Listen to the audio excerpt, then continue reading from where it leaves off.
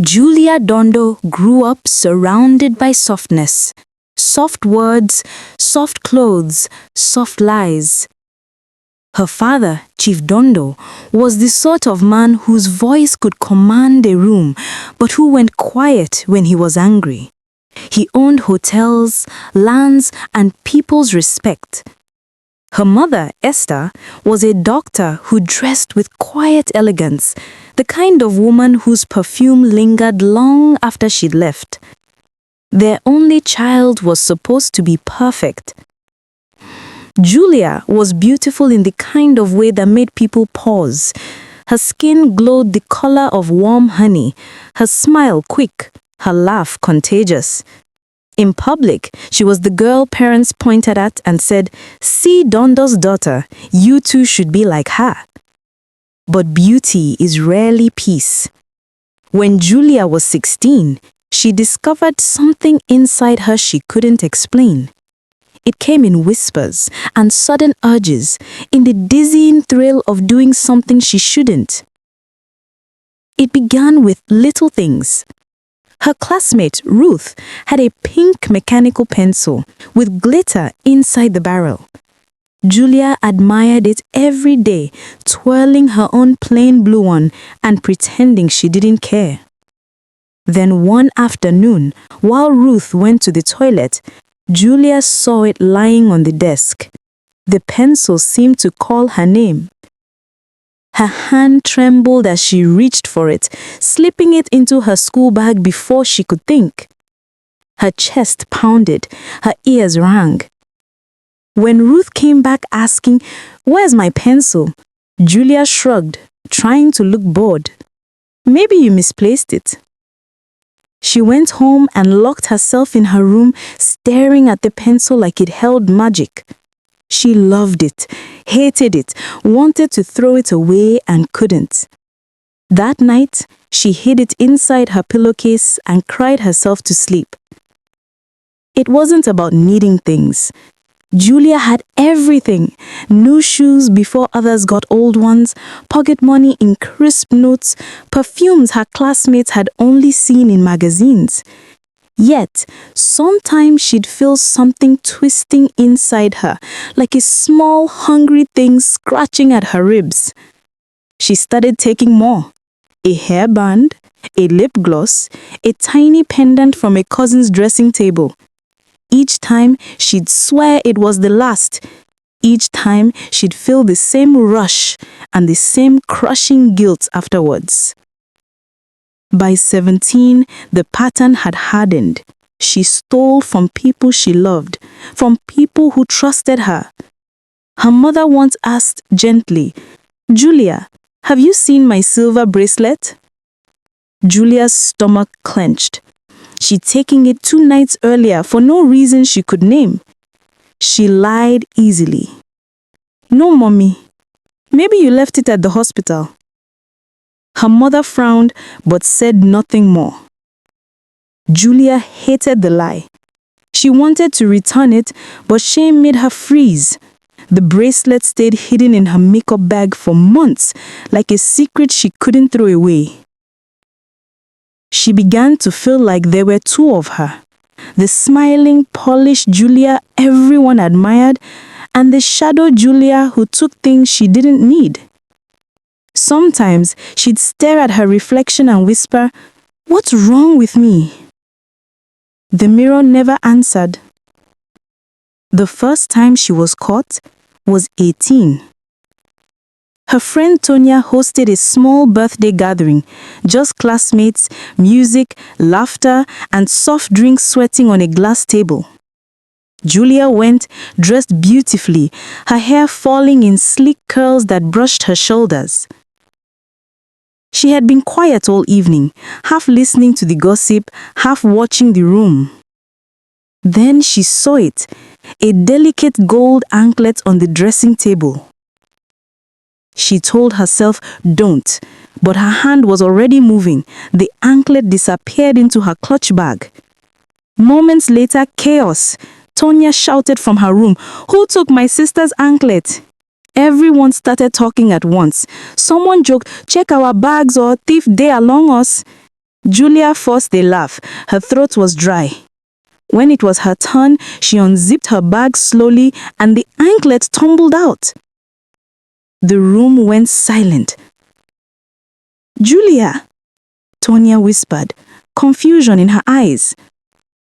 It's not what you think," Julia stammered. But nobody listened. Phones were already out. "Ha! Chief Dondo's daughter, thief," someone hissed. Julia's face burned as she ran out of the house, tears blurring her eyes. When she got home, she didn't bother to lie. Her father already knew word travels fast when your name is famous. He stood in the sitting room, still in his house robe, face stone hard. "Julia," he said, voice low, "I got 3 calls tonight. Tell me it's not true." "Daddy, I don't know what happened." "You stole?" The silence that followed was suffocating. Her mother's eyes filled with tears. Her father didn't shout. He just said quietly, "If you ever embarrass this family again, I won't protect you." Then he walked away. Julia stood there shaking, a small sound escaping her throat that didn't quite become a sob. That night she didn't sleep. She sat by her window, staring at the stars and hating herself. After that, things changed. The world around her shrunk. People smiled differently, with pity or suspicion. At the salon, women hid their purses. At boutiques, attendants followed her like shadows. Even the gatesman began to greet her with a stiffness that wasn't there before. She learned to walk fast, head down. Her mother tried to act like nothing had happened, but she could hear the whispered phone calls late at night. The way Esther's voice cracked when she said, "I don't know what to do with her anymore." Julia stopped going out. She sat in her room reading, writing, trying to be invisible. But the monster inside her didn't die. It waited. One Sunday morning, her parents decided they would all attend service together. Chief Dondo wanted the public to see the family united again. Appearances mattered more than healing. Julia dressed carefully in a pink dress and small gold earrings. Her mother smiled weakly. "You look lovely," she said, although her eyes were sad. The church was crowded, filled with light and murmured hymns. Julia sat between her parents, feeling people's eyes on her back. Halfway through the sermon, a woman in the next row removed her wristwatch, a glittering silver piece, and set it on her lap as she fanned herself. Julia's heart started beating faster. She looked away, then looked again. No, not here, not now. She grit her knees, forcing herself to stay still. But when the woman bowed her head during prayer, her fingers moved on their own, quick, silent. The watch slipped into her handbag like water. Her whole body trembled. She closed her eyes and prayed for the service to end quickly. Then, as if heaven was mocking her, the woman's voice rose. "My watch! My wristwatch is missing!" The congregation murmured. Ushers moved between rows. Julia froze. "Check around you," the usher said. Someone's hand brushed Julia's bag and a gasp. "It's here!" Her eyes snapped open. The usher held up the silver watch for all to see. A stunned silence, then whispers, "It's that girl. Dondo's daughter again? Inside church?" Julia's mother covered her face. Her father sat rigid, jaw clenched. The pastor tried to calm the crowd, his voice trembling. "Let's not judge, brethren." But judgment was already written in the air. Julia fled before the benediction, her shoes clattering against the tiled floor. At home, her father didn't speak a word. He simply went to his study and shut the door. Her mother followed her into the bedroom and held her, both of them crying. "Why, Julia? Why do you keep doing this?" Esther kept asking. Julia couldn't answer. She didn't know. She just kept whispering, "I don't want to, Mommy. I don't want to." The next week, Julia saw the story online. A gossip blog had posted Chief Dondo's daughter in another theft scandal, this time in church. The comments were cruel. "Rich thief, born with everything, still stealing. Maybe she's possessed." Her friends from school stopped answering her calls.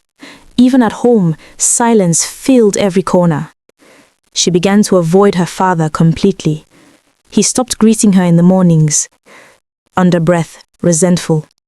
Sometimes she would hear him talking to her mother through clenched teeth late at night. "I warned her. I will not lose my name because of that girl." She tried to distract herself with school. Her parents insisted she continue her university education, hoping distance might quiet the scandal. On her first day, she walked through the gates with determination. New place, new life, she told herself. For a while, it worked. She made a few friends who didn't know her story. She laughed again, felt normal again. Until it happened. One afternoon, she and her roommates went shopping. At the counter, as they waited to pay, Julia's eyes fell on a compact mirror studded with tiny crystals. Her breath hitched. She looked away, trying to focus on conversation, but her hand had already brushed the mirror. Seconds later, it was in her pocket. When the cashier scanned the items and the alarm beeped at the door, Julia's stomach dropped. "Madam, please check your pockets," the guard said politely. Her friends turned toward her.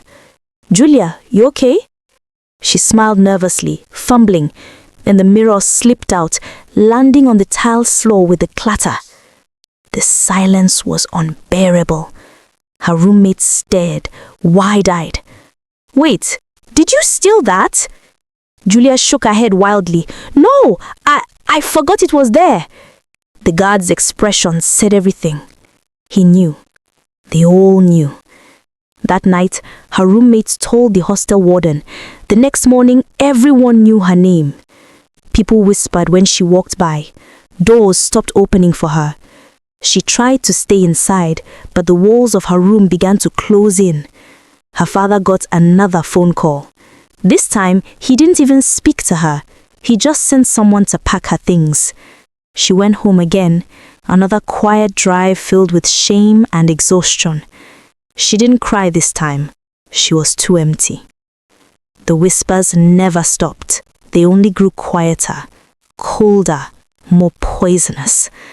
Julia had become a name people mentioned carefully, as though afraid she might appear if they said it too loudly. The shame that once roared through the city had settled into something worse, silence. Her father no longer shouted. His anger had turned into a wall of silence. Her mother filled the house with noise, phone calls, charity events, hospital shifts, anything to drown the ache of watching her only daughter fall apart. Julia lived like a ghost in her own house. The house was too big, too clean, too full of memories of a time when she was still Dondo's daughter, the pride of the family. It was in this emptiness that Kish arrived. He was new to town, calm, polite, a man who listened more than he spoke. He checked into one of the city's finest hotels, unaware it belonged to Julia's father. He first noticed her one evening in the hotel garden. She sat beneath a flowering tree, sketching. The golden light caught her hair, and for a brief moment she looked untouched by the rumors that hung over her name. Kish hesitated, then walked past her, but her quietness drew him in. "Beautiful evening," he said, stopping near the bench. She didn't look up immediately. "It is," she murmured, closing her sketchbook as if protecting a secret. "Do you draw often?" he asked. She smiled faintly. "Only when I need to breathe." Something about her answer lingered. Over the next few days, they met again, at the lobby, in the cafe, Once at the art shop near the river, their conversations were light and unplanned. She never spoke about herself, and he didn't pry. It was peaceful. Kish had no reason to suspect that the quiet woman he was getting to know carried so much noise inside her. But Makurdi was small, and secrets had wings. One evening, while waiting for his car to be washed, two men nearby were talking. He wasn't listening until he heard her name. That Dondo's daughter, the one who can't keep her hands off other people's things. Kish frowned. What do you mean? The man looked at him amused. You must be new here. She's complicated. Rich girl, beautiful, but she has a sickness. Everyone knows. He said it like gossip, but Kish heard something darker beneath it. Exhaustion, disbelief. He brushed it off, but the words clung to him. Still, he kept seeing her. Then the small things began to happen. At the hotel reception one afternoon, he saw her pick up a key card from the counter and slip it absent-mindedly into her purse. He thought little of it until she returned it 10 minutes later, explaining she had found it by mistake. Another time, a friend of his joined them for lunch. When they left, the friend couldn't find his car key. They searched everywhere, laughed, then gave up. That evening, when Kish visited Julia to drop off her forgotten scarf, soft pause. He saw the missing key lying on her table. He froze. She followed his gaze, and for the smallest fraction of a second, her eyes betrayed something fragile, fear, guilt, shame, before she smiled awkwardly and said, "Oh, he must have dropped it when we came in earlier." Kish didn't respond. He simply nodded, but his thoughts began to turn. The signs multiplied, the way her eyes lingered too long on other people's belongings, the unease that filled her when she thought no one was watching. He didn't want to believe it. He had seen too many people destroyed by lies, and Julia had the kind of sadness that made him want to protect her. Still, his heart had begun to prepare for a truth he didn't want to want. The confirmation came on a Sunday. Her mother was hosting a charity fair at the church. It was a bright afternoon, laughter, choir music, and the smell of jollof rice and cake. Julia had begged Kish to come. She said she wanted him to see that she could still be useful, still do something good. She looked radiant that day. Her red dress caught the sunlight, and her laughter sounded almost genuine. Kish found himself thinking maybe everyone had been wrong about her. Then it happened. He was speaking with one of the vendors when he noticed a young woman searching frantically through her stall. "My phone was right here," she said, "just a moment ago." Something inside Kish went still. He looked around. Julia was gone. A cold dread filled him as he began to search. He found her behind the church building, near a row of empty chairs. Her back was turned, her hands trembling as she slipped a gold iPhone into her purse. "Julia." She turned sharply. The phone slipped from her grasp and hit the ground with a dull thud. "Kish," she whispered. "It's not what you think," but her voice broke. He stared at her. The noise of the fair faded behind him. "I didn't want to believe them," he said softly. "I told myself it couldn't be true." Tears spilled down her cheeks. "Please, I don't know why I do it. I swear I don't." He took a step back. His heart was pounding, his chest tight with disbelief. "Then stop. Whatever it is, stop." But she only stood there shaking as the weight of her secret pressed down on both of them. A voice called her name, her mother's, faint but growing closer. Julia looked toward the sound, terrified. Kish bent down, picked up the phone, and held it out between them. The sunlight caught the metal, burning gold against the shadow of her shame. When he finally spoke, his voice was quiet, almost tender. "You need help, Julia." She covered her face with her hands. Kish turned and walked away. And that was when she heard it, the murmur starting behind her, faint but unmistakable. Someone had seen, someone was already whispering. Her mother's footsteps approached, and Julia stood frozen, her tears blurring the world around her. The laughter from the fair floated back into the silence, cruel and distant. As the crowd turned towards her, the whispers grew, until all she could hear was her name, broken, repeated, condemned. And somewhere beyond the noise, Kish kept walking, not once looking back.